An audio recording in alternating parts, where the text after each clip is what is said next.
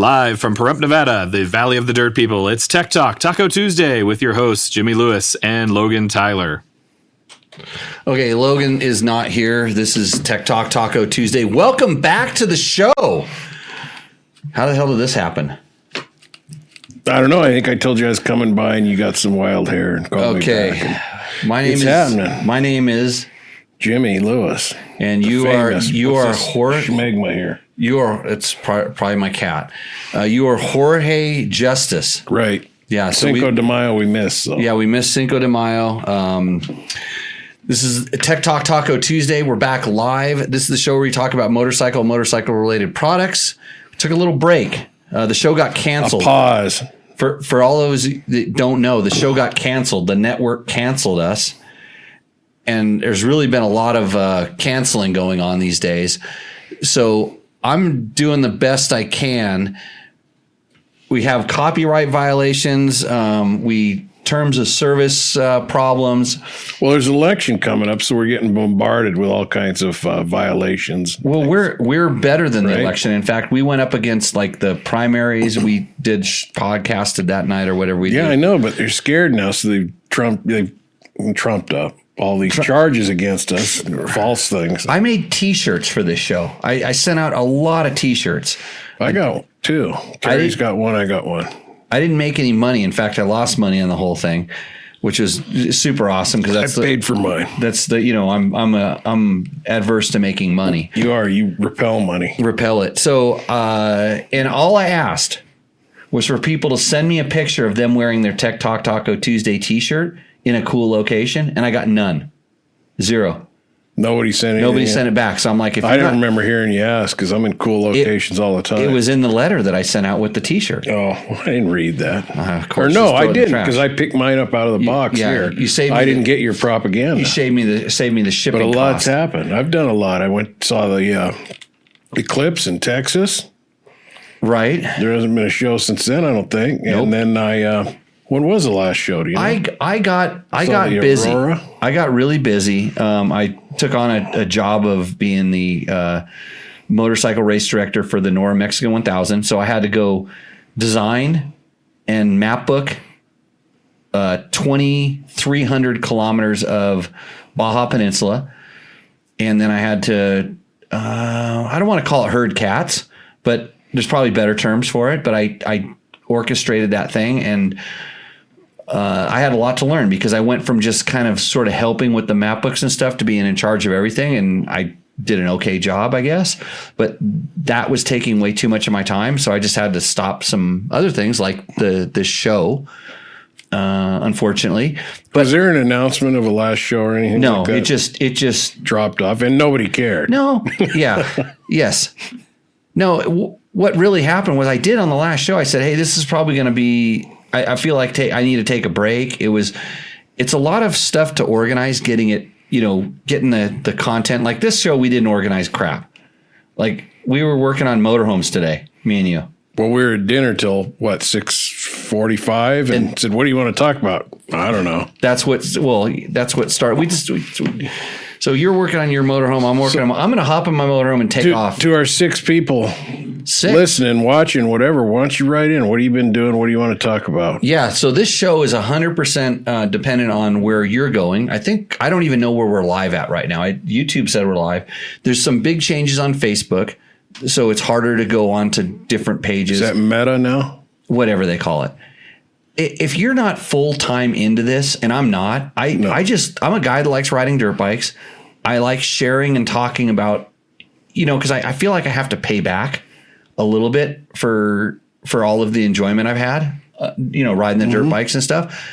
I have a wealth of knowledge. I like to share it, but only in small doses. So I can do it for a couple hours, once a week maybe, and help out. But I in the absence of this show, I came up with a better idea. We're not going to talk exactly about it.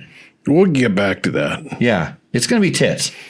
Yeah, I think it will be. I have a really good idea to where I can maybe stay a little more focused, and then Tech Talk Taco Tuesday will be a little bit more interview, cool guest format. So we'll do some of the same things, still talk about tech when it comes up in the questions, and then allow the other one to do what I want it to do, and hopefully it can maybe make a couple nickels or something like that. Victor's not in jail. Victor's not in jail. And Victor, okay, so Victor is 100% responsible for this show happening tonight. I don't know exactly why, but I like to blame a Mexican. Mm-hmm. It's May. I miss Cinco de Mayo. Right.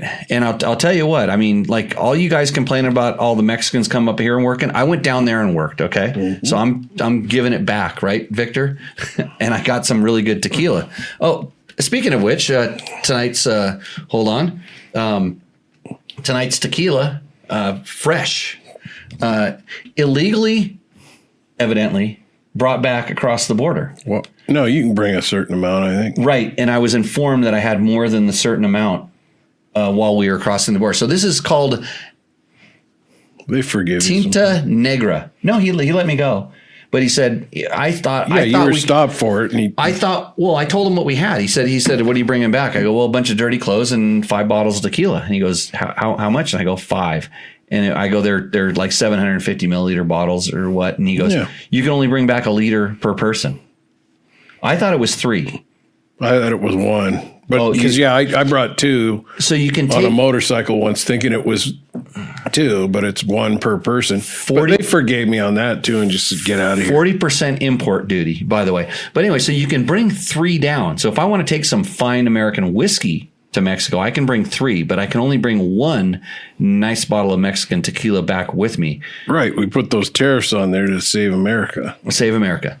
So, I got Tinta Negra. This is really good, George. You would in your older days, you would have really been impressed with this one. I'll smell it if you pour it. Yeah, see what it smells like. I will do that a little later in the show, but everything's going good. Other than that, other than trying to tell them how. Okay, so everybody thinks I just come here and I push one button and then we're live. Oh my God! Yeah, we're sitting.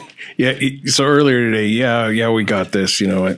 He came in here and checked something. No way. Computer restarts, all kinds of stuff. Sees lights aren't. He doesn't know what he's doing. He's just reboots. Clicking around on stuff, looking for. Anyway, it's just not your deal.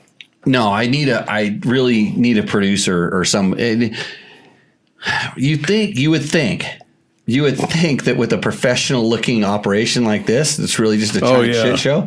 You would think that we at one point we had a couple. I don't even remember. There were kids that used to come in here and they knew how to push the buttons. Right, you had all your slave labor, and those kids were doing it good. Yeah, that's when the show was good. But so tonight we may or may not have Matt Sutherland calling in. And if you don't know who Matt is, Matt's a rally rider. Matt is the 3-time overall winner of the Nora Mexican 1000. He was down there with me in Baja, and hopefully he called in while we were having technical difficulties. Now, Matt's not the guy that you grew up with. No. Okay, no. Different guy. That guy never got back to me. So we were going to have my buddy Roger was going to come in, and he probably just... I'm here because in case nobody calls. Right. Okay. Roger may or may not come in. I don't know. He never texted me back. But a childhood friend, Roger, started Spike Racing, which was a clothing. He made T-shirts and clothes and stuff like that. Just out of the blue, dropped by the other day, and he also said, "Hey, what happened to that Tech Talk Taco Tuesday? We used to, him and some of my older friends, they had watched that a few times and." And I showed him the set, and he's like, "Oh, I want to come on and talk about old stuff." So let's answer some quick questions that are coming in before they get. Okay, yeah, let's. So this is what we do. If you ask questions in the chat, I will do my best to answer them, and then you can also check with George. Right there. So I put you on the screen. Yeah. So you can check with George, who will often try to correct me, although he's never as correct. I just listen for. It's good to see RL and Josh, Utah Desert Riders there. Do I know any of these people? Do Victor, they know me? They're still going. Victor is still working. Okay. Yeah, that's good. Yeah. So let's see. RL says he's been out in the desert though. I see him post a lot of pictures out at his desert place. He's got a pad out there so he can go riding. Everybody needs one of those. Might be his home. I don't know. That's why I moved That's why I moved out here, so I'd be out in the desert all the time. RL says, what are your thoughts on those sponges that are stuffed into gas tanks? Do they reduce the sloshing around, or are they snake oil?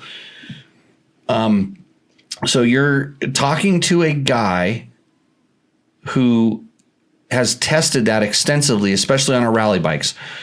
And I'm someone that's picky about putting a front disc guard on my front wheel. And I felt like I felt like that affected the handling of the motorcycle, one of those bigger, oversized, like front disc rotor guards. And I'm picky about skid plates and all that stuff. The fuel cell foam, believe it or not, and we tested it on the BMW rally bike. We went to a hole because we were so worried about losing the smallest amount of capacity that we were willing to go without it. And if there was a way that you could get the fuel foam to stick up on the top of the tank, which we did, it's good. So it'd only be in the upper half of the tank. Not because the bottom doesn't really matter. There's not enough in there to slosh around. That's what we found out. But the way that they, anyways.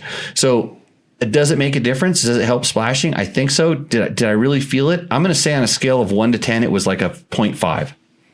Really low return on investment is what I would say. And especially with so many different, whether you have the quality control on the foam that you're putting in there, the different types of fuels that we're putting inside of tanks, the fact that stuff can break down and that's just more crap to get stuck in fuel filters and all this stuff like that.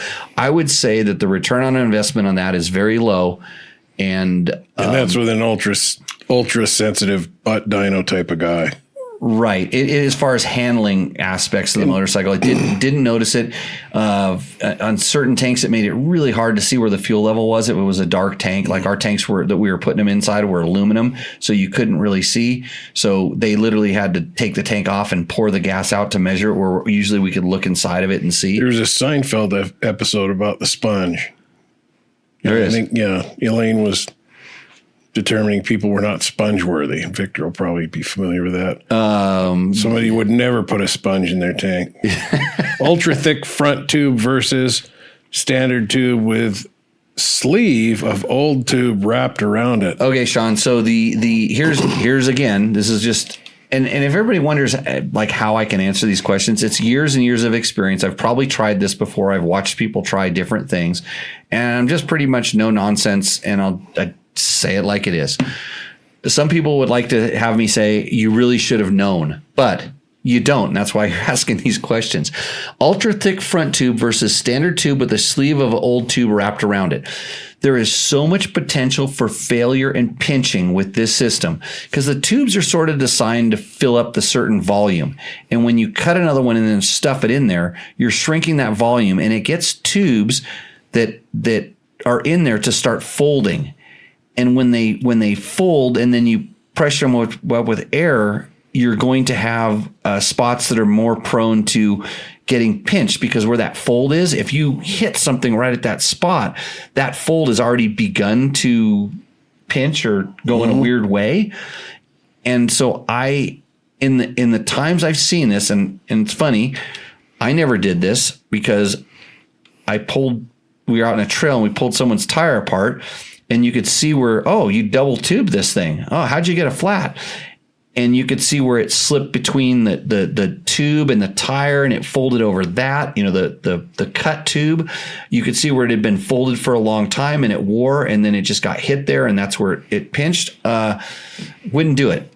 And you're not you don't run the ultra thick ones anyway. You just run the heavier ones, heavy duty. For almost the same reason that I've found that when you're running, the weight disadvantage is big, and it's rotational weight and everything. So there's a big disadvantage with the ultra heavy duty tubes. I run a heavy duty tube, which seems to help mostly kind of, they pinch less, and they're a little bit better in thorns and stuff. But the ultra heavies do the same thing. They just kind of, sometimes they don't fit inside of the tire, and more so the fronts than the rears. I don't know why the fronts are always really problematic with those, but that's kind of I've just been lucky, and I never get flats hardly. Well, and when it is, it's a nail. something that's just going to spike through. It's going to go through most anything. And the double tube may help a little bit in that sense, but I've seen more problems from it than I've ever heard success stories. So they don't break down supposedly. I don't know. That's from RL. I'm not sure. Yeah. What was that from, the tank stuff or the? I don't know. Both probably. We're talking about everything. How were wildflowers this spring? Ride slower and enjoy the scenery. Yep, it's pretty green out there right now. I noticed that coming down. Well, it was really green, but for the Black Death of the solar fields that they're putting in.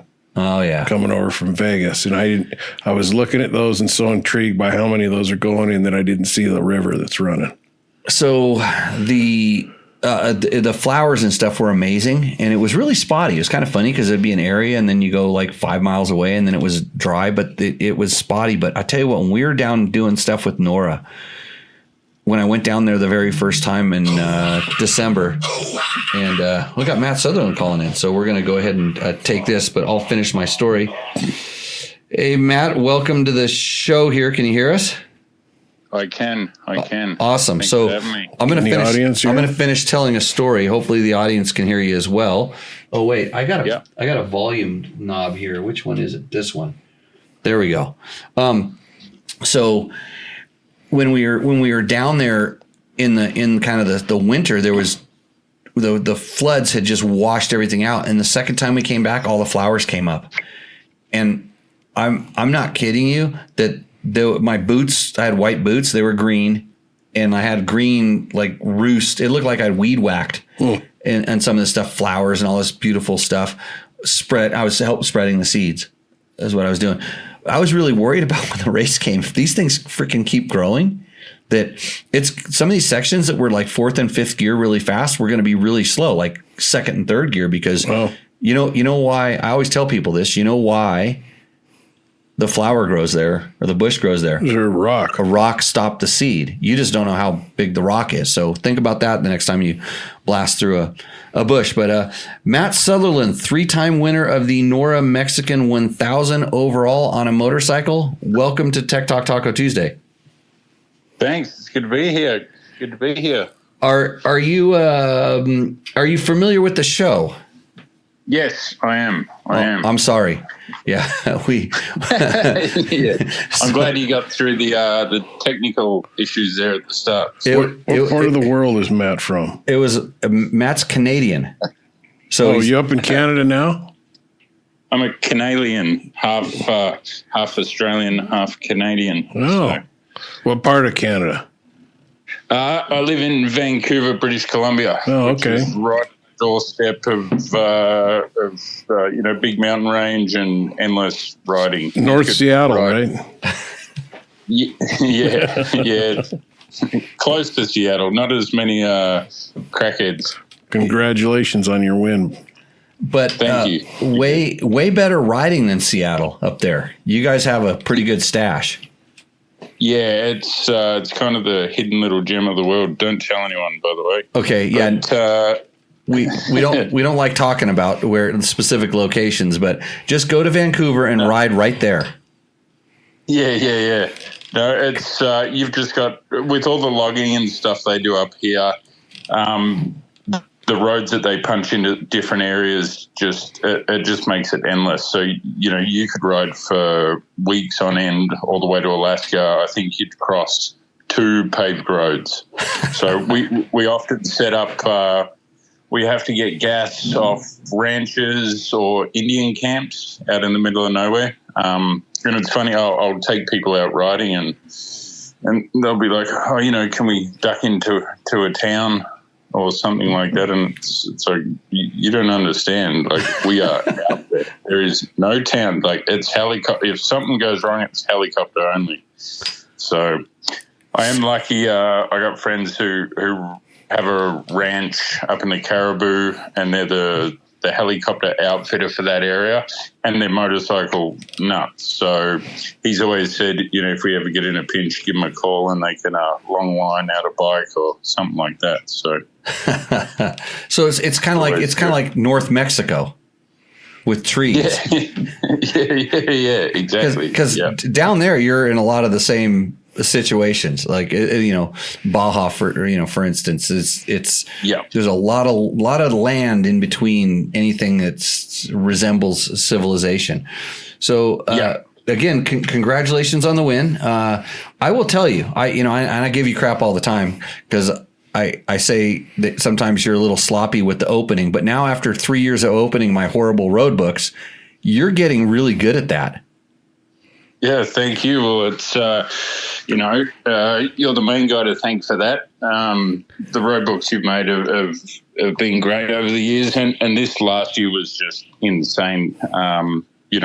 All those washes and the cap bridges and everything, it was tricky. And, there was definitely times where I sort of had to slow down and make sure I was on track. And it was easily the best event I've ridden for that, and getting to open each day and trying to figure it all out with, pressure from Alexander and on day one, Scott Bright as well. It was great. So I was just lucky to get through it all. I definitely, you did get me confused in a few areas, and I gave up the lead a few times, but managed to get back on track. And yeah.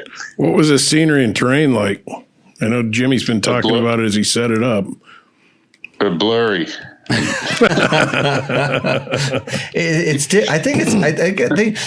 bet you if you were in if Matt were to run like 5th overall pace, he could kind of enjoy the scenery. Yeah. But when you're so focused on the road book and the ground right in front of you. I mean, especially when you're opening, because there's not even a track to kind of confirm that you went the right way.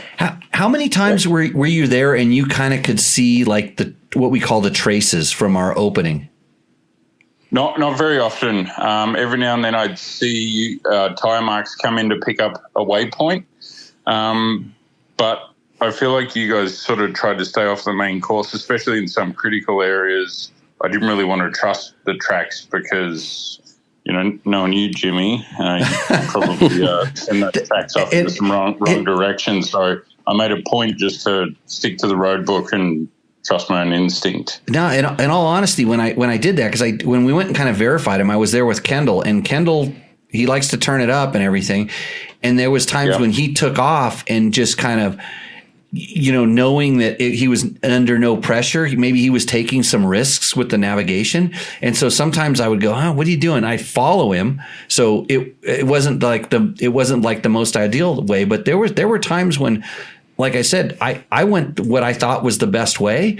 And then when I came back and looked at it on the computer and stuff, I'm like, I could have been a lot better at this, going, keeping the cap a little bit more, or, going where the terrain was a little more open as opposed to just, kind of getting stuck on the route.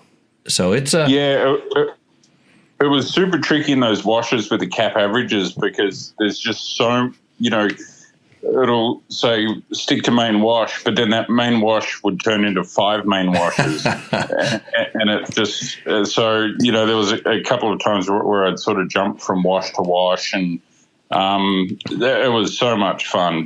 And even day 2, when we went down through the canyon and everything, it was like Jurassic Park. It was, I didn't know there was water in Baja, and stinky. They call that stinky water. I definitely had my mouth shut going through it. It's brown. It's very brown. No, it's just Calamaway Wash. It's kind of famous. And the cool thing is that with the motorcycles, we're still allowed to go to some places that they're really not allowed to go with the car races. They've been very lenient with us. They've been, Nora has been really good at working with all the organizations to, I say, hey, can we go here? And they go, I don't know, but we'll check. And then they go, yeah, you're no problem. You can go there with a small group of motorcycles for a short amount of time. It's not a big deal, because most of those are like existing routes and they've been there for a while. So, it was like this year, the road books just took us to places I would never have guessed even existed down in Baja. And it was, and with the routes as well, like I was talking to Alexander, he's pretty much grown up in Baja and he knows it like the back of their hands. So, each day I felt like he had the advantage where he'd ridden a lot of that stuff before, and he'd sort of know what roads would be taken, but he said that it worked at his disadvantage because you get off them and then that'd kind of mix him up. So it was, it was one for the books, that's for sure. I had so much fun. I'd love to see my tracking actually to kind of see how I got through it all. Yeah, do a review. I mean, that's what, like when we train, that's what we spend a lot of time is looking at the tracking, how you did it versus the ideal. But so who we're talking about? We're talking about Alexander Smith, who's the son of Malcolm Smith, a very accomplished motorcycle rider. If you don't know Malcolm won the very first Mexican 1000 back in the day. This year, Alexander came down on a Ducati twin cylinder bike. And it was kind of funny because I didn't know. I mean, he talked to me and he said, yeah, I want to do something, but he was keeping it very secret. And we kind of thought it was a triumph for a while that he was going to come down on, because he asked me a couple questions about like, hey, what, do you think it'd be okay for a big bike? And that's why in one of my, initial things, I said, hey, I would have no problem taking my Tenere down there. By the way, this podcast, I forgot to mention our sponsors, brought to you by Yamaha. Well, I thought they dropped you. No, we haven't been dropped by anybody. We just quit doing it. So they're probably going to drop us. But anyways, so I said, hey, I would have a great time down there riding my Tenere in this course. It wouldn't be the most ideal bike. This is for sure. But there are some sections where I would wish I would have a Tenere as opposed to, a 450 or a 500. And I'm sure on some of those long, fast roads, you were thinking the same. Yeah. Yeah. And it's, he's a very good rider. And I was surprised how well that bike handled. Like, as I said earlier, I'd make some mistakes and he'd get by me and I'd sort of get stuck in his dust. But seeing that bike work was so impressive. I was sort of shocked at how good that Ducati was, and I wish he did show up on a Triumph, because it would have sort of probably put my stress levels down a little bit. I wasn't all that surprised having raced the twin cylinders back in the day. I know what they're capable of when they're kind of designed, and those bikes are getting so much better doing that. But he rode really good. But I knew, especially like near Gonzaga, Malcolm has had a house down there and he's very familiar with the area. When we're out there riding, kind of searching around looking for these things, you could see where kind of, we'll call them the more common places where people went, the washes they all used. And I'm like, what? I would hate for somebody that's, been on a lot of tours, because a couple times, some of the guys that rode the race even last year were tour guides, or, Tim Morton runs a lot of tours and he brings his guys through certain ways.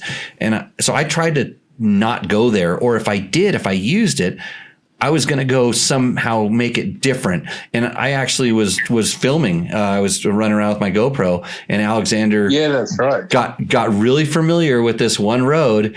And I turned you off down a wash, and I got there and I'm like, I saw your track turn. You made the turn just right. And then I saw the other track go straight, and I'm like, oh, I got to park over here and wait here, because he'll either figure it back, he'll figure it out. And like 2 minutes later, 3 minutes later, he comes hauling ass back down the road, goes to where he should have turned and took off. And I remember asking him afterwards, he goes, you weren't supposed to turn there. And I go, no, on my course I was. Yeah. No, so I think that helped me out. So thanks for that. But it's, we rode one stage in the morning and he's like, oh, yeah, I was down here riding this like 3 weeks ago. I was like, you bastard. So, right. But just in that area. But I think it was the day we left San Ignacio. You sent us through that really tight section and it had all the berms. It was super windy, and it was all just sand berms for like 10 kilometers. It was so much fun. You could just rail the corners, and it was super tight. Was it up on a ledge?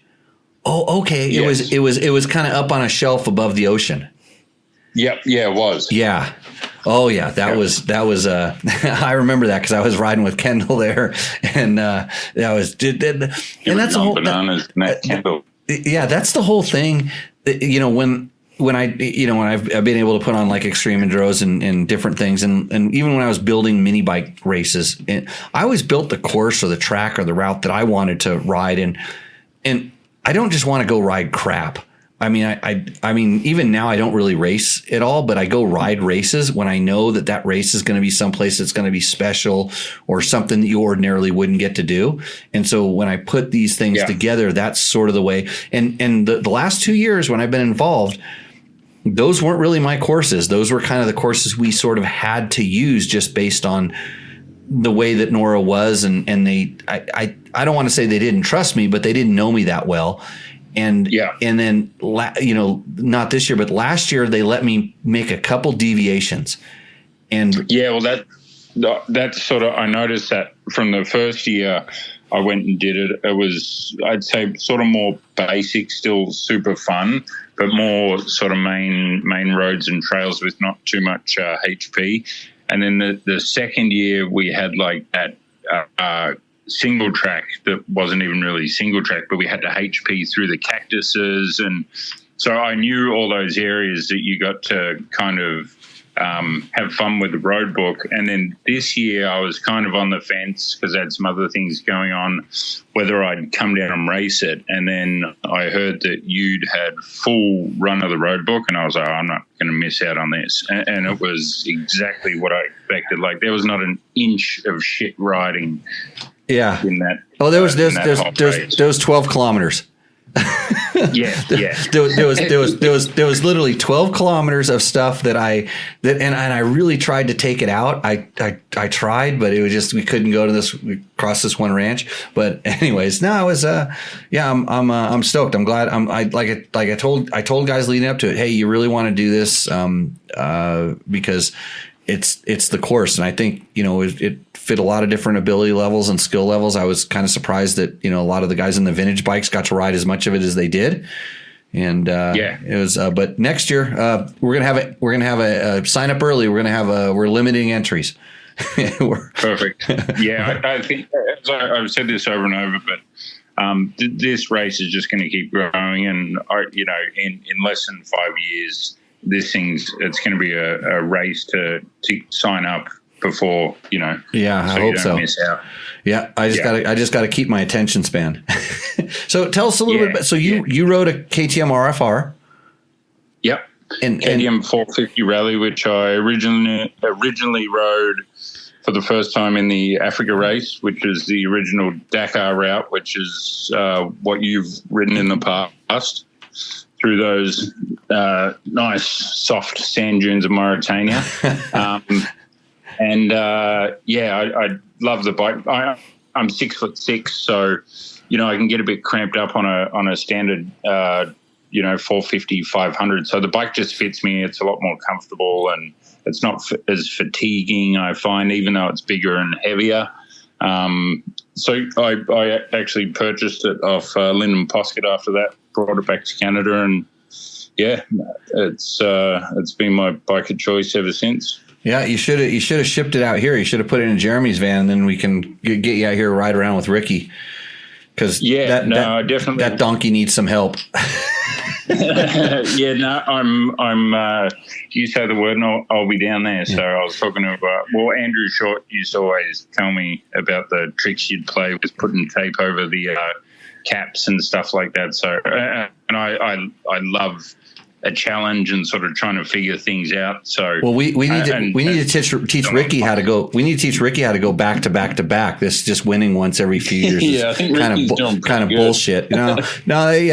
He's out riding around on adventure bikes instead of going to Nora. I told him he could come down and do some training. I wouldn't screw with them that much because it wouldn't be allowed. But don't give away too many of his training secrets because 6 people here. Yeah, there's 6 people watching my training secrets. Yeah. So, anyways, it's they've all been copied. People have seen them, and it's nothing new. It's what the interesting thing about rally, as you know, is that you have to be prepared for the unexpected because something is going to change or be different, and you have to be adaptable, and you have to kind of know how to go back to the basics. What am I doing? I need to know how to ride my motorcycle. I need to know how to navigate, and then just kind of go from there. And I guess you need to know how to change your oil filter properly, right? Yes. Yeah. Not strip bolts. That was panic stations.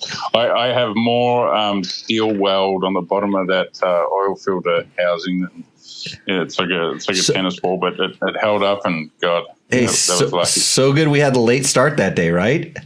Oh, I kissed on the dick. Hey, I'll bet you it was even better seeing Mike Shirley as the new race director that morning. yeah.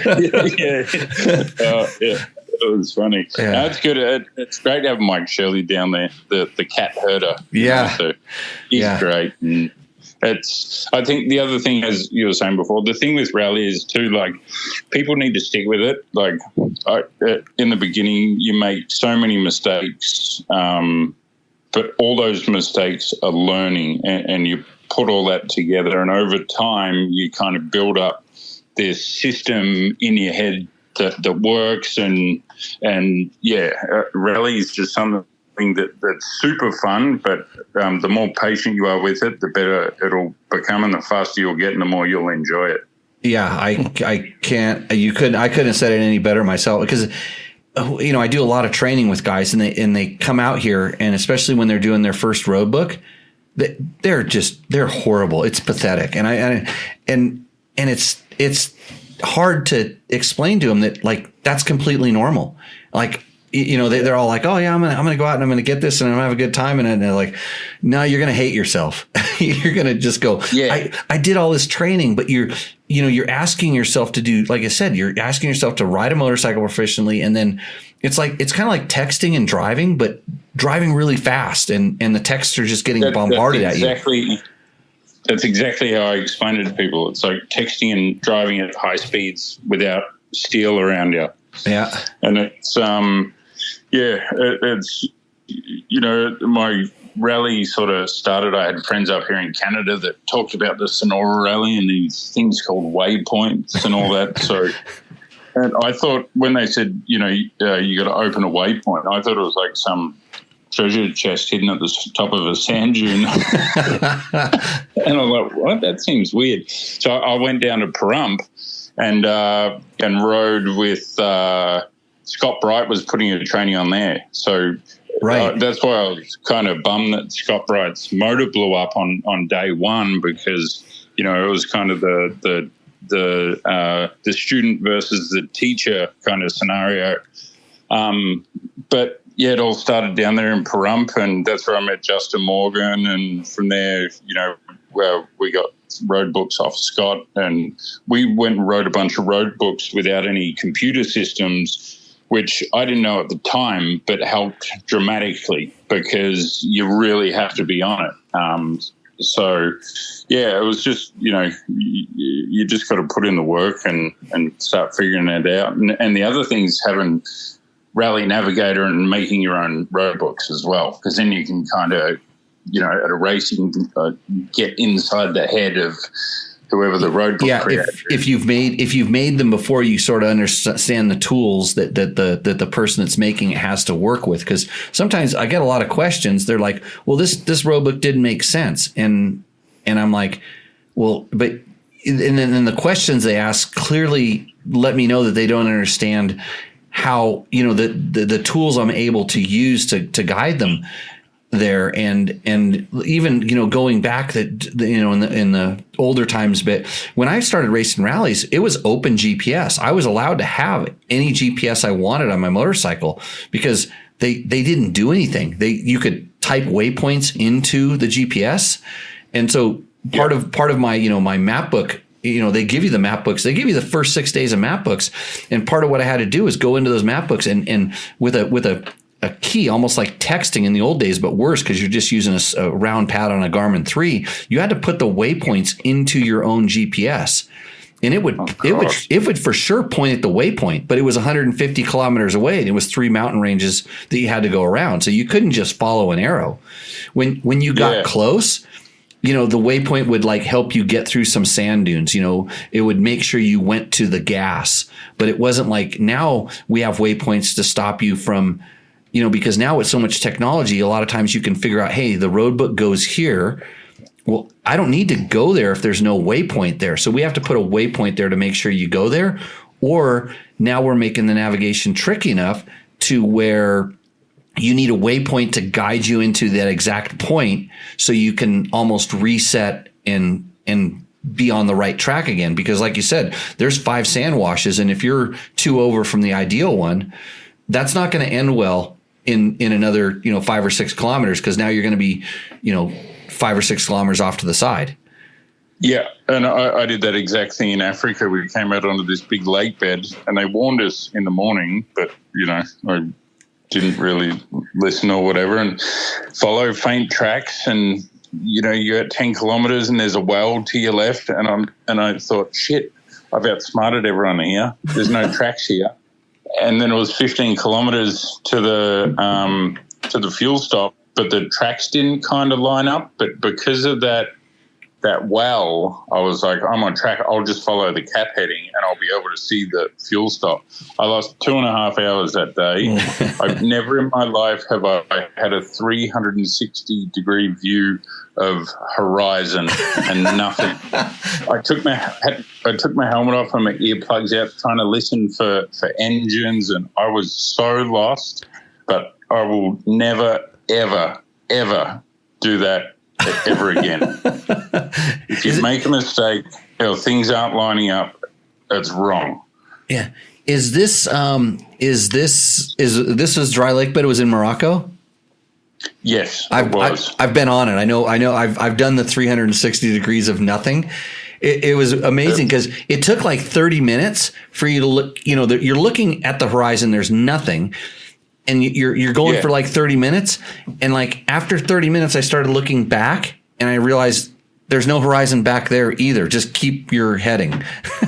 There's nothing out there. It is, It could be the edge of Earth. Wild place. It's the part where you could be the edge of Earth. It's the part where you know where it's flat. That's the part where it's the flat Earth. That's where they all live out there. I'm curious, when you're not riding, and I'm nobody, and I've just been around this.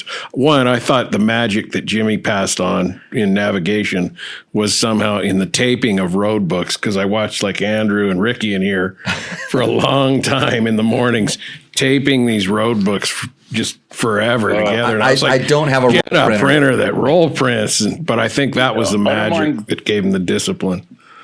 Yeah, and so once again in Africa or even Sonora, a few years ago, we'd have to get the sheets, and some you'd have to cut down, sticky tape them together, but then you'd have to go through and highlight them all and mark them all.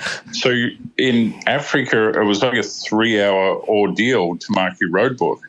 So, but you could also sometimes figure out some things in tricky areas too. All right, when I get to here, I should do this, look for this sort of mountain peak, whatever the road book's telling you. But getting the road book in the morning is good because you're blind, but then road books aren't always perfect. You know what I mean? So you might say, mine are perfect. I'm going to have to argue with you. I remember one thing I'll ask you about, but I remember I was sitting here with Jimmy once and he was talking to somebody on the phone. He said, "What's your cap heading right now?" And I was kind of realizing then that like guys at the top of that game are always very aware of that. And I'm curious, like when you're not riding, what kind of time, distance, speed exercises go through your head when do they, when you're going places, and is caps and all that always running through there and about how far you are going? And yeah, no, I definitely do that just in day-to-day riding, and especially with the degrees. If I know I'm heading north, I'm like, I'm at 0, and then I'll make a turn, and I think about that stuff all the time. I know I was in the car with Jimmy once, and we, I had a phone or whatever, and I was asking, how far do you think that those mountains are? We're going down a highway, and he threw something out there, and we checked it with the instruments later.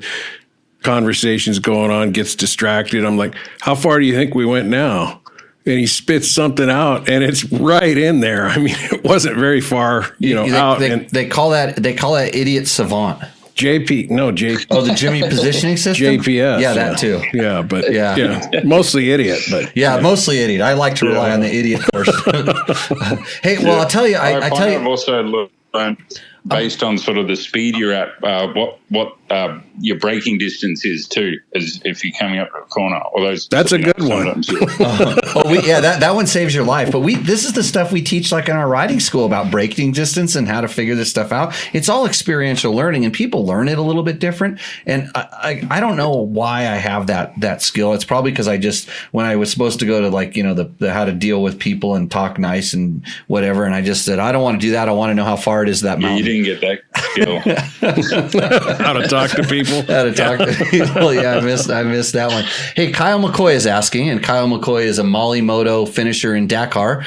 Ask Matt why he hasn't. An ultra marathon runner. Yeah, ultra marathon running extraordinaire. Right. Ask Matt why he hasn't raced Dakar. Why is he scared? Kyle. Kyle, I will be going to Dakar, but because I don't have any sponsorship and I pay for everything myself, I would really love that free entry from Sonora, which I kind of got a little bit robbed of last year. So let's not talk about that, but I'll be back there this year with guns blazing. Whether I get it or not. You got to make a shameless plug of how people can fund you, and maybe one of our 8 listeners right now will pass the word on.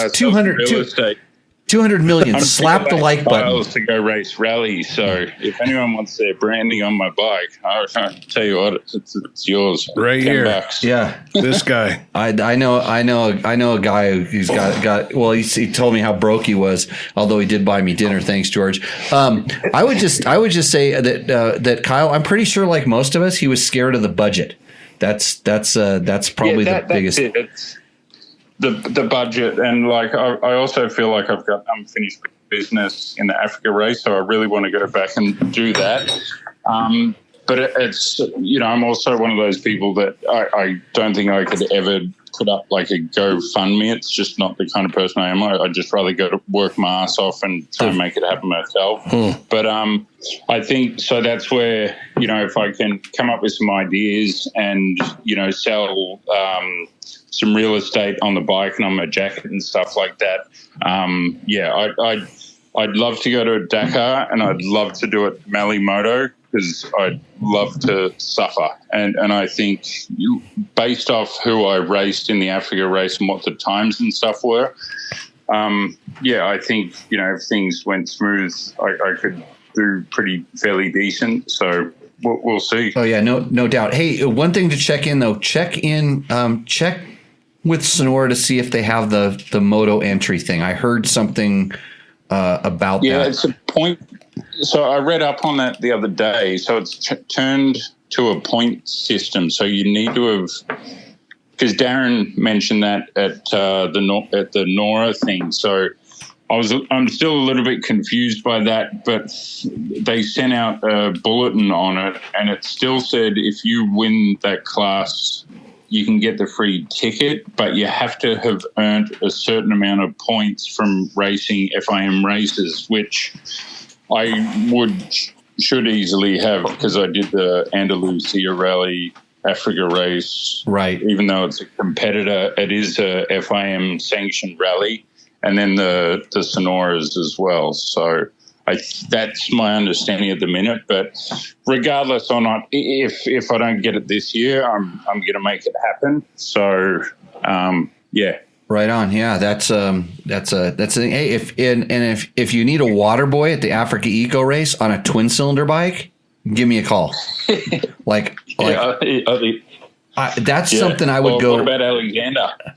Well, him too. I mean, you don't want that guy. He's like he's never been on a Dakar podium. Okay, I got some cred. That race is just like, it's unexplainable how wild. like we're in northern Mauritania and it says caution, stay on track, landmines. Like you don't get that anywhere else in the world. That makes it really freaking exciting. Yeah, they called them back. When I went to the riders meeting on the second day we were in Africa, they said, be cautious of the dangers. There's a lot of dangers. Don't get off the track because there's a lot of dangers. And then a truck blew up because it ran over a danger. In the next riders meeting, they said, oh, we have to clarify in the English meeting that dangers mean landmines. And I was like, oh, thank you. Yeah, good thing I learned something that saved my life today, not yesterday. But yeah, well, we got to the Mauritania border and Mike Johnson got off his bike and he starts walking over to the side of the road to take a leap. And all the security guards come running and they're like, no. And he's like, what? And then he looks up next to him and there's a sign with a guy getting blown up on a landmine. So, yeah, you literally ride across. And this was, because we don't see this in the United States or, like for Canada, for instance, you are riding across borders with countries that are currently at war. They are literally, and so you're going across, and when you ride across one way, the guns are pointing in one direction, and you get to the middle, and the gun starts pointed at you, and you ride right past them, and they're waving and cheering just like anything. But man, that whole area in between there, I wouldn't. That dead zone in between Morocco and Mauritania is like something out of Mad Max. Yeah, gnarly. So. Anyways, well, hey Matt, super congratulations. I'm glad that like I said, I'm glad that you did so well.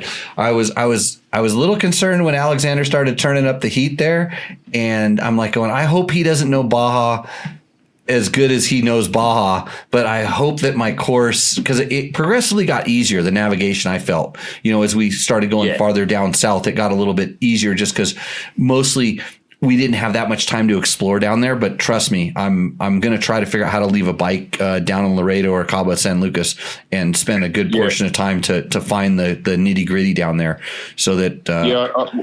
I noticed Alexander was talking to you about a different road into Cabo as well, so that'll be interesting. Oh, he's actually telling me him will be able to give you some pretty decent. Inside down there. Yeah, he was telling about a single track trail, and unfortunately we can't really use, like single track trails and things like that. But we talked about some areas that we both explored a little bit in, and it's just there's a lot more down there that has a ton of potential, and I'm really, like I said, I'm excited to be able to go down there and make the course, even better next year. So it'll be a lot of fun. Yeah. So you're gonna have it's gonna be great. Nora puts on such a good event. Like, at the end of every stage, you go to a different hotel or golf club or something, and there's tacos, and people are handing you cold beer or water, and it's like it's such a well-run event, and with the road books to top it all off, it's just, as they say, funnest race on earth. Happiest race on earth. Yeah, and I want to keep it that way. I don't ever really want it to get. I mean, you guys really kept the competition solid, and I had to really pay attention to what you guys were doing because you guys were racing and going for it. But I don't want to lose. I mean, like at the marathon day when a bunch of guys what do we call it? Outside assistance. Yeah. and here's just for anybody who wants to know what I did. So Alexander carried an air filter all day because it was a marathon stage. And so he carried his own air filter. It was actually like a K&N style air filter. It was a little bit bulky. And before a guy checked in on the one day, his assistance team handed him an air filter. I'm like, oh, outside assistance. He was like, what? And I'm like, that's outside assistance. And it's marathon stage. You can put gas in the bike, nothing else. But we don't want to prevent people from being able to continue on. So if you had a problem with your bike, go ahead and work on it and take the penalty. And even the next morning, we allowed you to work on your bike on the clock. You take the start, and right there we had an area where you could work on your bike if you needed to on the clock. So at that riders briefing, so Alexander had carried the air filter, and he didn't know what I was doing, but 3 or 4 other guys took a little. One guy actually grabbed a rag from his assistance team and started wiping his bike down. I'm like, outside assistance, you can't do that. And so there was 2 or 3 going in. And so I said the next morning, I said, hey, we had a couple of guys get outside assistance penalty. And I looked at the rules, and it said the race director is allowed to make a severe penalty for outside assistance. And so I said, Alexander, you carried your air filter all day long yesterday and you put it in your bike. Like, how much time did that cost you? And he goes, and he wondered. And I'm like, no, how much time he goes, didn't cost me any time at all. And I'm like, oh, come on. He goes, no time at all. And I'm like, okay. I was using that as an example. he thought he was going to get in trouble. You were trying to point out the effort it takes to pack it. Yeah. But this thing, it's so. And go ahead. But to clarify that, it was the stage had done, so he wasn't on time. But we had you have a certain amount of time to get from the finish into the liaison. Yeah. Yeah, and we build an extra amount of time in there. So if you did carry a part or you wanted to, check your bike over or whatever, you would have a few minutes in that time to look your bike over, make sure it has enough oil. If there's a problem, you can make a list of things you need to do and then be ready to do it in the morning. That would be the way you would do it. But anyway, so I said, Alexander, and he said, no, it didn't cost me any time at all. I'm like, oh, okay, well, I have to impose a severe penalty on everybody who took outside assistance. So since you got an air filter, 10-minute penalty. These guys were like, and it was, and the penalty literally is a severe penalty up to and including disqualification. And that's not the spirit of NORA. And then even after I did that, I said, okay, 10-minute penalty. And you're not allowed to touch your bike. These guys got their road books. We handed the road books out. They walked over to their bikes and started pulling their road books out. And I walked around outside assistance. And your bike's an impound. You can't touch your bike. I docked 4 more guys for doing the thing. It's like that's NORA. Yeah. That's NORA. You'd have to be a real dickhead to get disqualified from NORA. Let's just say that. This is 100% correct. You couldn't have. But it happens. It happens. You couldn't have said it any better. Anyways, well, Jimmy, it's been a pleasure, but I'm dead serious. If you're putting trainings on or anything down there, I'm there. You just say the word. And just start figuring. You put through some mental pain. In the lead up to Dakar, that's for sure. Oh no, we just need to train. We need to train Ricky some more things, so you'll be very helpful in this. Yeah. Andrew started working for the other team, so now we need some more quality people around here. Yeah, so he's back on the rally bike. Yeah, so you can't stop that guy from riding. He wants to. Yeah. All he wants to do is go riding, and if he's riding factory bikes, even better. So yeah, he's the nicest guy. He's the nicest guy in the motorcycles. Yeah. Oh, as long as you're not racing against him. That guy will slam you. I know. Kid's got some of those skills too. Yeah, his kid too. He's taught his kid that, and his kid tries to take me out of my own flat track. So, anyways, hey Matthew, thanks for calling in, and congratulations, and we will talk to you in the near future. No worries. Congratulations on another successful NORA. Awesome. Okay, talk to you soon. So everybody, that was Matt Sutherland, the winner of the NORA Mexico 1000. Awesome to have him call in and chit chat. So good time. We got a couple questions here. We're going to go back. Sean Elliott says, "I will buy a T-shirt. I may have more, but I'm not a T-shirt salesman, and I didn't start this podcast up to sell the extra 10 that I still have." Janie just poured Jimmy a shot of really nice tequila, and she poured herself some too. Thank you, Janie. You are welcome. If you don't know the history of the show, I started the show in Janie's bar, which was Romero's bar, Mexican food in Pahrump, and she ran the bar there. She allowed me to come in, and this is where it started because someone said, "You can't do a podcast." That was pretty... well, I showed them, didn't I? Yeah. Now look at me. That was pretty rough there in front of the mariachi guy or whatever. Oh. Yeah, we used some props and stuff like that. Chris Capazucci says... "Where can I get a TSP head in the U.S. since they're all out in Australia?" Well, since I have no idea, I'm just going to answer you and say that, let's see, if you're in the U.S., go to Canada. They're probably hoarding them up in Canada, but they're underground. Could be hard to find. I didn't get into it with Matt about how they live underground. Oh, this time of year, though? Well, that's why they go to Mexico. They come out like Punxsutawney Phil. Okay. What are the little critters? The groundhogs. Groundhogs? No, the grasshopper thing. Grasshoppers? We have grasshoppers here Locusts? now. Mark Daniels says it's been a while, but he's back. Me too. He hasn't missed anything. Yeah, don't worry. Yeah, and it's not because we haven't done that. And Total Tech says, is that an XR100 engine? Yes, this is an XR100 engine that's right behind me. Right up there, it's hard to see. And behind George, that's a CR80 engine. And the interesting things. Can't see that at all. It's kind of off to the corner. You can see it in the corner of the shot. The interesting thing is those bikes both belong to Johnny and Jamie Campbell. When he was moving around, he brought these bikes that had been outside of his house laying around. He brought them over to my house, and they laid around the outside of my house down in California.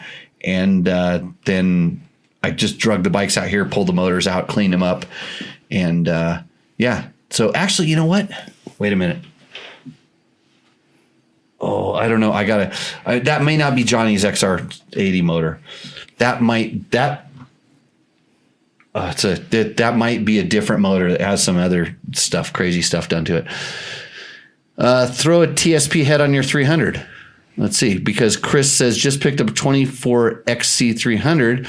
What mods would you recommend to increase the over rev? I feel like the bike signs off power a little bit too fast between second and third gear. So, Chris, I have not ridden the 24 300XE, but I did ride the 23, I believe it was, or maybe I rode an early. No, I rode 23. I'm getting confused on my years and stuff like that. And to increase the over rev, that's a good one, because the TBI, the fuel injected bikes, they rev a lot farther, but they go flat. Like I think they program the fueling in there to make it so that you shift. They don't want you to really rev the crap out of it. So I would probably the easiest thing to do is change the gearing. Try just going up or down a tooth in the rear sprocket and see if that kind of helps out that kind of stuff. That would be my suggestion. And there's a couple more. Oh, Ricky Brabeck says 71 pages waiting for you, Jimbo. I got some competition for you, bud. I got Matt Sutherland's coming down, and we're gonna teach you a couple things. So bring those 71 pages down here. We'll tape them up and see where they go. Strong tape, is that the key to winning the Dakar? Yeah, and I need you need to buy a Tech Talk Taco Tuesday T-shirt, or we're not friends anymore. So, anyways, good on you. Hey, Ricky, did you hear how awesome of a training Nora would have been?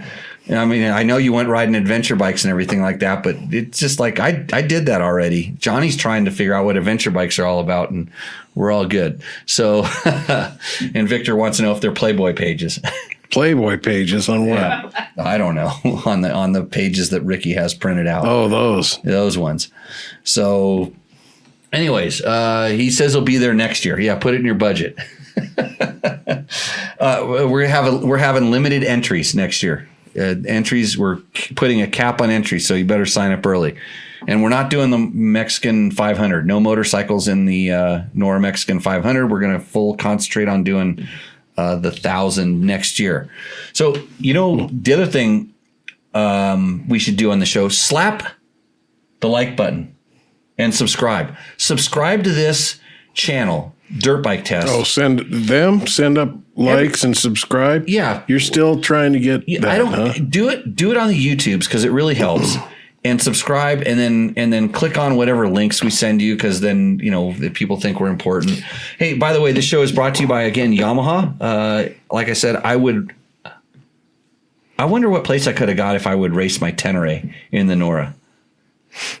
I wonder, because I got video of Alexander riding that thing, and like twin cylinder bike's no joke. Like, we took them some places where it was definitely not an advantage. And I have some pretty cool videos of them. And Ducati was down there, and they had a whole crew that was filming and doing whatever they could. They got some awesome photos I saw. So they'll probably put something together. And the other person that was down there was Justin Dawes from Cycle World Magazine, and little bit close to my heart, because I was the off-road editor at Cycle World Magazine back in the 1930s, a long time ago, when the wheels were made of stone. But now Justin is actually, and we printed on this stuff called paper. Tablets, I thought. Tablets. Well, we etched the words. So Justin came down there with a Suzuki V-Strom 800 that he pieced together moments before the rally started. And having known the life of a magazine editor, like what you do is you say, hey, I'm going to go do this race and I'm going to do it on this bike and I'm going to make a project bike and I'm going to do this.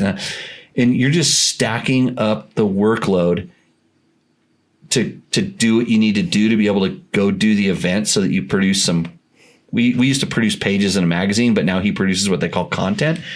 And he worried me because having done that before, like my first Nevada rally, the first time I ever got to do the Nevada rally, and my goal was to go get to Dakar. And this was the opportunity to, hey, show some European guys that were over here that, hey, I can ride this thing. So, but I had to make an excuse. I built a Kawasaki KLR 650, which everybody was riding XR 600s at the time or 628s. And I'm like, well, I got to do something different to make it into a story. So I did the same thing. I got a big Acerbis tank for my KLR 650 and I figured out the gearing that would work and mounted up a handmade hand roll Acerbis lunchbox map book thing and proceeded to have some moments of brilliance capitalized by just utter failures, which mostly was my clutch constantly slipped on the bike and it took 2 days to figure it out because when I was pulling these tall gears, the clutch was always slipping and always generating a little bit of heat and slowly disintegrating. And I cooked like 3 motors and basically, almost tossed my Dakar dreams in the toilet because all I ended up was on the bottom of the results sheets. I had nothing good, but Justin, did really, really well. I mean, on a bike that's not designed to be doing competitive rallies, had some really good days. Unfortunately, he had one day. And so the clutch story I just told will sound a little bit familiar to Justin because on one of those long 40, 50 kilometer beach runs, he managed to smoke his clutch. And it was unfortunate because going out to the beach, he made a small navigation mistake and tried to go through some dunes that he could have rode around. And those dunes are really tough. And he got the clutch just hot enough to where it probably expanded a little bit. And then when he got on the beach, it started slowly slipping and slipping and slipping. And when he went to turn off the beach, all of a sudden his bike made 0 power because there was no clutch. Speaking of the Tenere, Big John just entered Carson City? That was stupid. Well, he tried. Everybody's trying to do know your limitations, I guess. Stupid things. But so anyways, Justin Dawes paper. Yeah, that's what Justin says. We were able to recover the bike off the beach. Thanks to some really awesome, we had some awesome sweep people working for us. They were driving Jeeps and they had Joe haulers on the back. And so they were able to load the bikes up. A couple times we had to load some bikes up and drag people out. Or the one time the guy on the 3-wheeler, yes, we had an ATC racing in Nora, hit the only tree, like I think within 100 miles, he managed to hit a tree and unfortunately he broke his collarbone. Well, then our guy out of one of the sweep vehicles hopped on and got to ride a 3-wheeler for 50 or 60 kilometers. Oh, wow. ATC 250R, they say 3-wheeling's a good feeling. I got one. Yeah. Maybe you should do Nora next year. Balloon tires and all.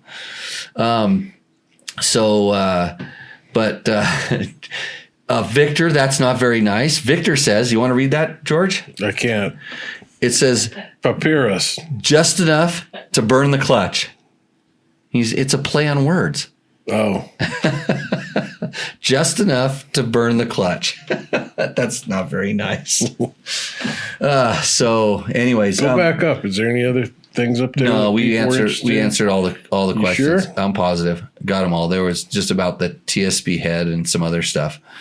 But I'm sure Cycle World will do a really interesting story. They had a big crew down there doing a lot of filming, although I know their main photographer was more interested in the surf conditions, which thank God were horrible the entire time we were going down the peninsula, because otherwise he would have probably just ditched. He probably would have sabotaged Justin's bike so it would break. And then Jeff Allen, who's I've worked with before, a really good friend of mine, he would have taken that van and beelined it straight to the break.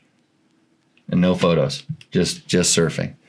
So, by the way, man, there's some awesome breaks down there. Just don't end up in the bottom of a well. So, anyways, okay. So that's it. George, you have any? Oh, we should probably talk about what we're doing at Dirt Bike Test. I don't know what you're doing at Dirt Bike Neither Test. do I. Trevor does stuff. I should probably talk to Trevor, but he called me the other day, but I got the information from somebody else that I needed to get from him. So I don't know what Trevor's doing. He's probably doing some really awesome stuff. Content keeps trickling out of there. Yeah, I have been riding an AJP 650, 600, 650. What is that thing? I don't know. It's an AJP. 4 something. No, it's 600. It's big. It's a big bore. I think 650. I forgot because I didn't think about it too much. But been riding that a bunch, playing around with it. It's a modern day XR 650. I'm actually pretty impressed with that thing. I've been testing moose balls, the foam insert moose balls. I've been testing the air moose. So I've been doing a kind of air moose. Explain that. Air moose is just another moose. It's a moose, but it's called air moose, and it's lighter. It's supposedly lighter than the other ones. So I've been testing that. I've been testing some Bulletproof Designs wheel sets. So all these things were on my bikes when I've been riding around down in a bunch in Baja. So I've just been putting time on them and paying attention to how they work. And then the counter shocks. You know about this. Mm-hmm. So it's an inertial damper that mounts up on the fork. And I kid you not, the more I use that thing in certain conditions, like in the choppy rocks and on the UTV bumps and stuff like that, the more and more impressed I am about it. And I'm actually starting to do a little. So in the beginning, I took it on and off and put it on some bikes, different bikes. And now I've had it on a bike for a long time. And so I was testing some other stuff, but now I'm really confident in how this bike works. Now I'm going to pull it off and then I'll have my final analysis of it. But overall, if you're riding on like rocky, choppy stuff, I really want to get it mounted on my Tenere is where I really want to mount it. It's a little difficult with the fork guards and some different things, but I don't really want to cut anything yet. But if it works as good as it does, I'm willing to cut stuff to get it on there. So that's kind of a cool thing. So, yeah. Is there a short film or video coming out for Nora, I guess is what Victor's talking about? I'm sure Ducati will put something out. I'm sure that Cycle World will put something out. So, yeah. Should be a lot of content coming out with you in it, shouldn't there? No, not my content. No. I'm trying to squash that on the internet. So I'm trying to keep my content down to a minimum. Evidently, it's out there. Hey, if you see any good videos of me out on the internet, please send them to me. Yeah, send them back, and not the one where I'm dressed up like a girl on that fan page thing. You know, I looked just today. I looked up all-wheel drive adventure bike. Right, somebody steal that video. Yeah, well, the one that Jim shot. The one that Jim shot. And that's the one you should have monetized. 3.5 million views. Yeah, I'm unreal. Yeah, slap the like button. I'm going to do better content stuff. So I got, like I said, we're going to. Can't let you. No, you pour your own. Oh, you're a bartender. Well, don't drop it. Was. There we go. So, anyways, June 7th for Cycle World video. Wow, you guys are on a schedule. That's super professional, Justin. Hey, I should probably get you. You want to call into the show right now? Just give me a nod in the chats, and I can probably text you somehow. I have a thing here. George, carry the show. Carry the show where?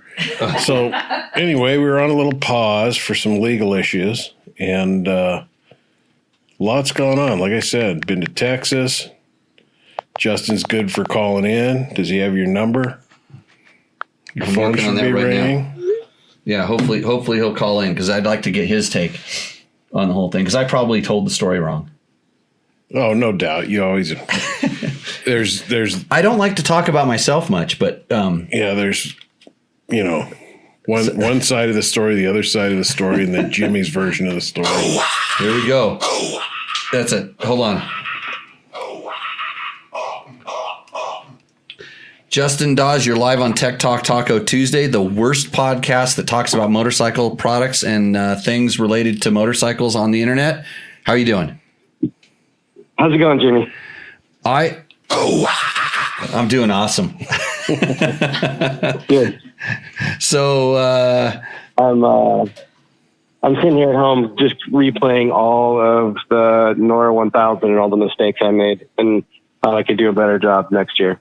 okay, so this was your first rally raid event. Yes. Okay, Right. first time riding a V-Strom 800 in heavy dirt conditions. Yes. Yeah. The only other time I've ridden the V-Strom 800 was at a press launch in Sardinia, which is basically like dirt roads, fire roads, and that was it. That's what they called off-roading. And From wine to cheese to wine to cheese to grapes. exactly. Yeah. Yeah. To espresso to espresso to espresso. Right on. Hey, well, congratulations. You did really good. I was like, when I remember when they said, hey, there's a bike that's like lagging behind, and oh no, that bike stopped. And then I'm like, oh, who was it? And I'm like, oh shit, 323, that's Justin. And I'm like, I'm like looking at where it was, and I'm going, if he made it through the stuff right before that in the first, place where he had to come off the beach, I'm like, how did, I've just kind of like going, how did that happen? And, but now we know. It was just a little tricky spot where there was a kind of a steep, soft little dune with the lip at the top, and it was kind of bowled out, and it was coming right up on the mileage marker to make a left turn towards the beach. And I was like, is that the turn? And I slowed down just a little bit too much instead of carrying on for another 100 yards, which I should have trusted my trip meter better, and I didn't. But that cost me getting stuck. It took me a while to get out, and I had someone help push me, and we finally got out. And just like you said, the clutch expanded. I didn't think about adjusting my clutch when I got out of that spot, and I pinned it down the beach, and it fried it. And when I went to turn out, it was done. Yeah. I mean, it's funny because just having ridden so many different bikes over the years, and I'm really familiar with the bikes and this is good since we're Tech Talk, I'll talk about this. So when you have a clutch that when it expands, it makes the lever get tighter. In other words, your free play at the lever on a cable clutch goes away. It basically, it tightens up, and then it's almost like you're pulling the clutch in ever so slightly. So in low horsepower situations, they don't slip. But when you're going down a beach, pulling a twin cylinder bike down a beach, and you're able to get on it, which you were, it's just slipping just that little bit, and then it gets hotter and hotter, and then it can't clamp, and then of course it fries. Yeah, it fried. It actually melted down the aluminum on one of the fiber plates completely. Like it was gone, completely gone. It was pretty wild how quickly, but big power, heavy bike, lots of traction, like all the pieces of that equation are there to totally melt down a clutch. And, a couple days earlier when we went through all the camel grass and stuff into the dunes, I think it was day 3. When I got to the end of that section, I checked the clutch and it was a little tight, and I was like, oh, I got to keep an eye on this. And I was just so hyped to get out, and I'm stuck, and I just totally screwed up, and I blew it. It was a total mistake on my part, more than anything else. And, I know we've been around the sand dunes together, and, you let the clutch out and you don't work the clutch in the sand, you let it out and you modulate the power with your throttle. But I was so stuck. I was stopped, and I was stopping. It wasn't right. It wasn't. Oh, it doesn't trying to meter the clutch through something. Yeah, it does not take that much to heat up a clutch, especially like you said, when the wheel. Not at all. You think about how much load that wheel has when it's really stuck in the sand, and then if you've either got to use a lot of power, and even when you go from 0 miles an hour to dropping that clutch, it's going to spin for a certain amount of time. The clutch is going to spin until that power gets transferred through the clutch into the tire. And I joke at my classes I always ask people, because I'm like, everybody's seen people fry their clutches in the sand. And I'm like, how do you fry the clutch in the sand when your tire's always spinning? If your tire's spinning, why would you be slipping the clutch? And in reality, in the grand scheme of things, is because when you disengage the power, like right when you let go of it, that's when that tire finally gets some traction and starts going. But we're not really talking about like a racing situation here where you're just like, I got to get this freaking bike out of this deep sand like right now. and then which way am I going and what am I doing? And the hype of a race situation is completely different. And in reality, like when I work with guys, half of what we're working on is getting them to manage themselves, getting comfortable in those situations. Yeah. As opposed to like, oh my God, I'm racing, I got to go. It's like, no, you treat it like everything else that, you gotta worry about the machine or your energy level. I know this from getting stuck in sand dunes on my BMW. I was worried about my heart rate. Yeah. That was one of the big learnings of this whole thing for me is, I've raced all kinds of bikes too, and in all types of conditions. And this type of racing is so cerebral, and you have to think, and if you're making a mistake, you have to stop and you have to think about what's going wrong and how you can fix it, and not just try to power through it. Because if you try to power through it, you're going to screw up and you're going to make it worse. And, the first day, I had never done a road book rally before. I had done videos and I had done training, but I had not done any riding training. So the first time I looked down at an actual road book. Did you play the Dakar game? Yeah. I did. I played the Dakar game a lot. I need to play that. A lot. I want to try it. It's actually not bad. I mean, it's good. It helped me read the book quickly because it's on like a 1/5 scale. So when it says, something is 2 kilometers away, it shows up in like 15 seconds. And you're like, what the hell is that? What's going on here?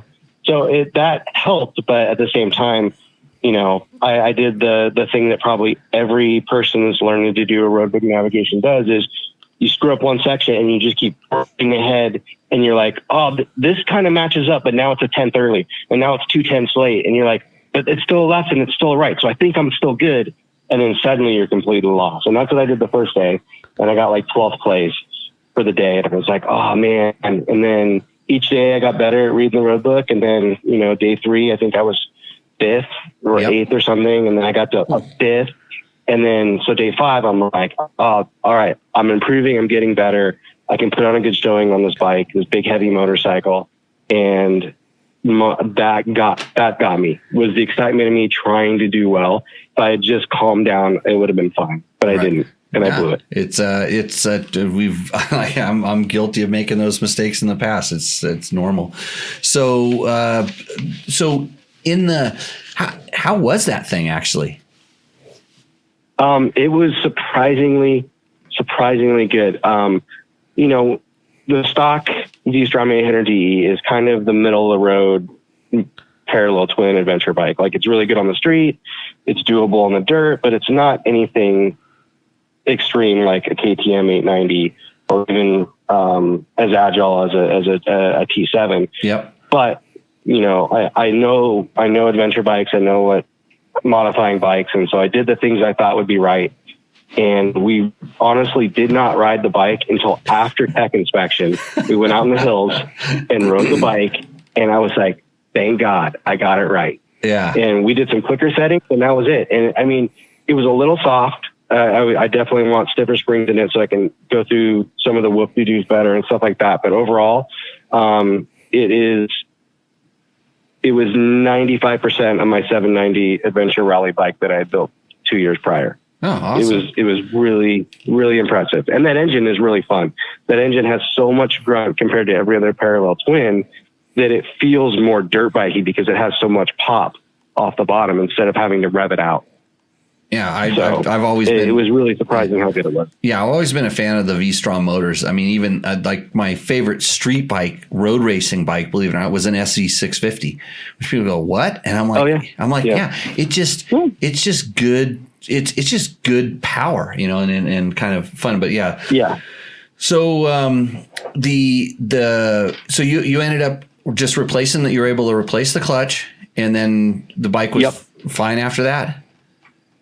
Yeah, we basically the good part about the way the engine is set up is that below the clutch there's a shelf, and then it goes straight down in the oil pan, and there's no way for anything to get basically into anything else. So we were able to pull the smoke clutch out, put a new one in. We flushed out the oil pan, put it all back together, and everything was great. And then it ran awesome the next day. So couple tricks for in the future. Let's just say you're in Mexico, you're on the beach, and you're completely no support truck, nothing. If this happens, you need to get your clutch. You can let the bike cool down. You can pull it. You remember all that, the fishing line, all the rope and the nets and stuff like that. So what you can do is you pull your clutch apart and you get a bunch of that shit, and you use find a nice piece of rope, and you can wrap it around in the clutch and pack it back together, and that will actually get you out. You got to be careful. The old. It'll plug up the leather bootstrap. Yeah. It'll plug up the oil filter pretty quick. But it can get you out and get you going. And then if you really need to make it work, you can. If you, let's say you're down there now, you just ride back on the highway. You can actually take the you can stack the aluminums. I've actually bent the aluminum plates before in a clutch that was completely smoked, and then packed it back together. And then I had a clutch. It was like a tractor clutch. It was like and bang, and it would go. But it would actually go, and I could ride the bike out of where I as long as I wasn't using the clutch, it would kind of get the bike and kind of keep pulling it. So since this is Tech Talk, and we always like to learn from our bad experiences. Yeah, sure. Those are some of the things we can do. And none other than Malcolm Smith told me this. He was down in Baja pre-running once. And his Husky smoked a clutch. He found an old VW that was broken down on the side of the thing, and he had tin snips, and he cut a plate out of the body of the car that locked the clutch. And he managed to make it so it had fingers in it, and he beat it and got it and smashed it into the clutch and locked his clutch, and he was able to get his bike out of wherever the heck he was at that time. That was actually, he told me that on a Cycle World story where I rode with him and Daniel Laporte and Gary Jones and Kenny Jones, and we rode all over the Baja Peninsula on dual sport bikes for a test. Yeah, it's super rad. Yeah, the fun things you get to do as a magazine guy. It's an awesome job for sure, and I'm already figuring out ways for next year. And it sounds like I may be doing some other rallies as well. I may go to Sonora Rally as well this year. So I'm totally hooked. I love the thinking aspect of it, and to me, it feels so much. This is probably not the right word, but safer in Baja racing a rally than doing the 500 to 1,000 where you're pinned all the time. Like you get it. You get a warning. Like you get a danger, and you get a speed limit when things can be sketchy, and there can be cross traffic, and it takes a lot of that apprehension out for me. Racing that quickly on something that heavy in Baja, it was absolutely incredibly fun to ride, even when I was suffering. And I would say it's one of the funnest motorcycle races I've probably ever done in my life. Cool. Yeah, I appreciate that. And I mean, that's why Nora got a hold of me, is they wanted to make it. They were having a lot of problems with motorcycle riders getting injured and stuff. And it's a lot of things that it just has to do with the way that Rally Nav is. When you go to the road book, all of a sudden, there's no pre-running. So you're not alerting the people that there's going to be a race at some time, because then they will come. So there was places where they knew you were coming, but not like in Score, where they're no, definitely not. And then the course kind of doesn't get beat up because there's 30, 40 motorcycles going past it. It's not really kind of an impact. And then since you're kind of going slower because you are having to navigate, I mean, you can still go fast, between the notes, you're going really fast. But the reason you can go fast there is because you're just doing your terrain reading. And I always say it's kind of it's sort of like a pre-run, but you're doing it in race conditions. In other words, you have the infrastructure of the race that's there that's allowing you to do this, but since you're kind of stopping each day and you still have to train read, you haven't memorized this section of course, and it allows like some variation where lines get developed, like Matt was talking earlier, in these big sand washes. Yeah. If it was a marked course or it was a GPS line, everybody would ride the same line. It would turn to crap.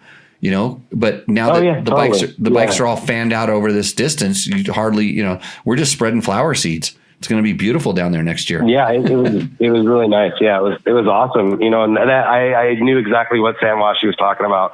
And the same thing, because I was jumping the same thing. I was like, I think I'm too far right now. I'm going to move over one sand wash to the left, and then that was getting pretty far over too, and the cap heading's changing quite a bit. All right, I'm going to move over one more, and then I was online, and and then we went hopped up onto the road out of that big wash, but on day 2. But really like, I want to do some more stuff with Cycle World and help promote, especially the Nora 1000 rally race for bikes, because it's epic, and it's everyone that races desert should be doing this. I don't understand why you want to go pin it and pre-run run the same section 8 days in a row to race it the 9th day and go, balls to walls when you can do this. And it's so much more enjoyable. Maybe that's just, we're getting old. I don't know. No, I guess I did get old, and then I started riding rally, and I realized, why did I do? I mean, I know why I did all the other stuff, but once you you don't really want to go back. So no, definitely not. We're preaching to the choir here, so we'll stop. But anyways, George, you got any questions for Justin? No, not really. It just I'm happy for you, because a lot of the things you've been saying over the last couple of years about this rally, these guys are confirming it. It was good. And you got these top dogs like Matt, all the way back to, your neighbor, my friend Jeremy, and kind of, everybody, and they're completing it and having a good time. Right. Even some of those guys in the vintage bikes, which I think those guys got in way over their head. With some of those bikes and some of their riding abilities and stuff, and that's where and I appreciate the feedback you gave me when I did send the thing out to the racers and stuff, and I definitely will talk to you about that. We do want to have more of a safari class for motorcycles to allow them to come back, because I mean one of the coolest things about Nora is some of the historic and older vehicles, and I mean that XT 500 that was a cool bike, and the guy that thing was cool. That guy was ripping. That guy was ripping. He was doing well. One of them. I think there was 4 guys riding that bike. Yeah. I don't know, because one of the guys, he was just sleeping underneath a tree when we came out to get him, and it was like, when we got him, and like, what's wrong? His bike doesn't start. I'm like, it doesn't start. So we loaded. He goes, no, I'll start it, and he started it, and then he rode back in. I'm like, what? Okay, the guy that he started ahead on, I don't know what day it was, and it was probably the second day. And so I caught him, and I was like, wait, is that XT? Like, how did he get up here? I know, how did he get up here? But I think it was the third day, because he went around the sand dunes. He took the shortcut around the sand dunes, the opt-out section.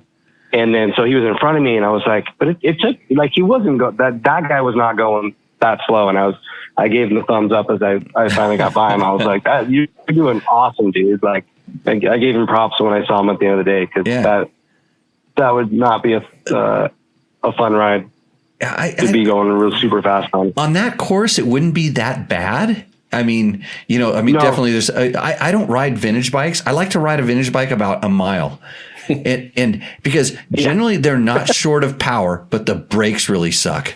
And then they handle like who knows what. But it's just like, okay, now I remember what it was like. And there's a reason why we make better ones. And I'm going to ride the better ones. Exactly. And the guy that customized that XR400 thing, that was a whole nother. Oh yeah. That was a whole nother, like, that was quite wild. I'm kind of hoping he rode it home, like on the street, because he had the street tires on it. Yeah. So. Yeah. And then the poor. The poor guy in the Honda MR 175. I saw that on the track, guy on a 175. I think his points went out or something like that in his ignition, like his ignition fried or something. Yeah. And I mean, I'm hoping that it was because the thing is like 40 years old. I'm hoping that's why it went bad, because I think if that bike was brand new, just rolled off the assembly line, I don't think there was anything on that course that would prevent that bike from riding it, in my head. No, I don't think so either. No. The course was it was really fun. I mean, there was difficult sections, especially on a big head. My bike weighed 473 pounds full of gas. So there were some sections that were difficult for a big bike. But at the same time, like, there was a lot of like really nice virgin trail that was really bitchin'. I think there was just a few places where there were some loops and stuff where I was like, oh yeah, I need to make this thing stiffer here. And there was a few, places where we were going kind of cross grain to the rain reps and stuff where I was blowing through the shock pretty hard, trying to chase down the guy who was in front of me on an XR650. And I just watched him kind of like just pull away at like 5 miles an hour faster than me all the way across the desert. And I could see him for, 5 miles just getting further and further. And I was like, but it was all I could do, and I was like, if it was just a little stiffer, I could catch him, but I couldn't. So. Do you know what? Be careful with that. Just having spent a lot of time on adventure bikes and trying to make them work, because if you make the shock stiffer, you'll find out that the swing arm and the frame isn't stiff enough for that, or the rims, or something like that. I would say if you're bending the rims in those things, you got to watch out. Hey, do you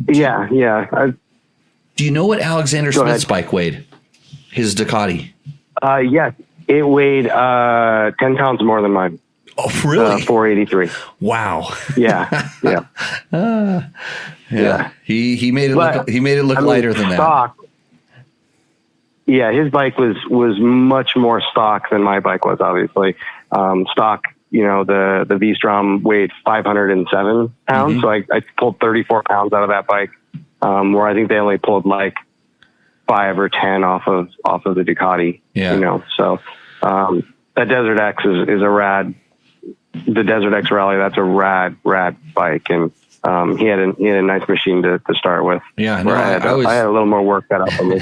Yeah, I was super stoked to see twin cylinders. Like I said in some of the videos your guys shot when they were kind of wrapping it up. I'm like, there's a soft spot in my heart for someone that's willing to try a rally bike, a twin cylinder rally bike. Because when I was riding the single cylinder rally bike in Dakar, it's on video. They were filming with the helicopter, and I'm like going really fast. I thought it was really fast at the time on the single cylinder bike. And I'm like going, I don't know why anybody would want to ride a twin cylinder bike. I can't see how you'd want to be going any faster than this. And I really said I would probably never ride a twin cylinder bike. And then I rode one. And we're looking on his laptop, this bitchin' photo of Jimmy. My screensaver on his blue Galois cigarette sponsored bike. Maybe the Canadian can get a cigarette sponsor. Maybe get a cig sponsor. Hey, they're cigarettes for children. Ours had hints of cigarette sponsor. His was he had the kind of the camel logo on the Suzuki. Yeah, it's pretty cool. I got a sticker. I'll get you one. George will sponsor you next year. I'll get you more. No problem. Yeah, awesome. We've got some shirts and stuff too. So. Cool. Are you back in Costa Rica? Or are you still in the States? No, I'm in Costa Rica. Costa Rica. Yeah, I flew home from Cabo to Costa Rica. Oh, so. Oh, you made your support crew do all the work, getting all the stuff back. Factory rider, dude. Full factory. Life of a factory rider. Factory magazine. Yeah, enjoy it. That's right. So awesome, Justin. Hey, they all took time. Jeff stopped and surfed a bunch. I think everyone kind of took 4 or 5 days to get the peninsula and enjoyed the trip back home. So cool. They all had fun going home. Well, hey, Justin, thanks a ton for calling in and giving us a little update on how your thing went. And we will, I'm sure we'll keep in touch. Yeah, thanks again for running an awesome race. It was honestly one of the best races I've ever done in my life. And I've raced all kinds of things in all kinds of places. And this was one of the best. Cool. Thanks a lot. I really do appreciate that. Okay, Justin, Talk to you soon. Yeah. We started a little late, but we're coming up on 2 hours. Yeah, Justin Dawes from Cycle World. I can't call it magazine anymore. They're just Cycle World now. It's a digital. It's a digital thing. So they do videos and they do print. No, they do content, lots of different stuff. So I was a cycle world for 12 years. I was the off-road editor. Actually, I was the shop boy. I started as a shop boy and worked my way up to being the off-road editor, where I was responsible for doing like 1 or 2 pages a month was my job description. And then the internet's ruined my job. So look at me now. I'm just an internet whore. You are. So everybody, thanks for joining back in.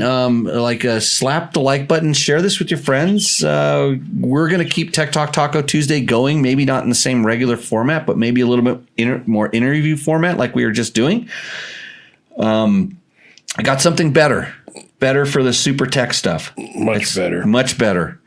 It's going to be awesome. So, would you say the new format's going to be? What's it going to be? More interactive or more? Is it going to be live? Are you planning on being live? I think it's going to be live. I think it's going to have a very interactive component to it. Like the questions will be answered in real time and in that way. And it'll be, I gotta make it so it's like less work on the front end and the back end. To get it working. So that's why the show will be tits. I think it will be. Yeah. Okay. Your plan's pretty good. Okay. So with that, everybody, Mark Daniels, it's great to see you back, buddy. And I cannot express how much the Tintenegro is a good tequila. It was worth almost having to pay a 40% import duty on this one for sure. And how many moto classes are there in NORA for the 1,000? So we have a listen to this. So we have a pro rally and an amateur rally, which are no ages, no bike restrictions, ride whatever you want. Then we have a 50 class, a 60 class, and a vintage class. And vintage is pre-1999. And then we have a 3-wheeler class. Actually, it's open to quads, believe it or not. So it's 3 and 4-wheel class. So those are the motorcycles. We're talking about doing a twin cylinder class. We're talking about doing an XR class. So it'll include any bike that was designated by Honda as an XR. You can ride it in this class. So these are things we're all talking about for next year. But hey, congrats to, I'm like I usually do with names, Larry. I can't remember his name. 69 years old, finished 4th overall. Sounds like you're going to need a 70s class if he comes back. You could do the 70 class, but we're not going to do a 70 class. But I'm really racking my brain trying to remember Larry's name. But 69 years old, 4th overall. And you know how he did it? Jake Augie-Bright navigation training. Yeah, so Jake, Dakar finisher, Jake Augie-Bright, he sponsors Jake when Jake goes and does Dakar. So Jake was down there being his support bitch and helping him out and everything, kept him in line. And Jake was part of the Jimbo program for a Jake's while. been on the Jimbo program a little bit. Yep, he makes beautiful road books. Like they're not that good, but they're beautiful because he's a graphic design guy. Cool. I'm just teasing. So, anyways, Road Racer 3 says, thoughts on a Suzuki RMZ as a dual sport? RMZ 250. It's a 2-stroke. Yeah. Probably not the best for dual sport. Just go buy a Yamaha. By the way, this podcast brought to you by all my favorite sponsors. We've had them for a long time. Of course, Double Take mirrors. Hey, have you seen the new Double Take mirrors? Yeah, got its own thing. Dude, so good. You got one? Yeah, I've been testing them. Actually, I had them on my bike when I was down in Baja. Are they as forgiving as the ball? Well, they're a little more two-dimensional. They're actually making their own arm that has better gripping and their own ball mounting that has a little bit bigger diameter, and it really works good. So Double Take mirrors, check them out. Email if you want a special code for those guys. Of course, Takomoto, Scott Sports, Climb. Man, I got to order some stuff from them right now. Right. It's good time because they got a lot of stuff. They're getting caught back up in stock, but some of the new casual stuff like I'm wearing tonight is super awesome. And the Vented gear, it's coming in season here. And let me tell you, the new XC Pro stuff, which I actually helped them develop. It's been like 3 years working on this stuff, just getting it right. It's sweet. It is really good. DDC, our very first sponsor, DDC chain wheels. Of course, there's Trail Tech. I'm using the Voyager Pro all the time, and Fast Company for their flex handlebars, and the spoke torque wrench, which I'm using on my Bulletproof Designs wheels to check to make sure that those spokes are staying tight, which they are. So Bulletproof Designs making protection for your bike. These companies, I support them because they support me, and I wouldn't use them if they weren't that all they're supposed to be. Hot Shoe Hall of Fame. I got inducted to that thing, but I also won the Champion of Champions race. So just like to go out on a high note when I talk about myself a little bit more. It wasn't enough gratuitous praise in the show. I don't live here, but I think I have my gold medal. Your gold medal up there. Gene Woods hot. Okay, and so now we're not talking about me anymore. I guess we're going to have to end the show. Thank you guys for joining in, and we will see you out on the trail. So cheers. Now I have to find out which button I push to make this show go away. There's a button I push and it makes the show go away. You sure it did? I don't. It's not yet, but give me a second here. There's one thing here that says, look at right there. Thanks for watching. Is our audio still going out there? Yeah, probably. Don't say anything bad.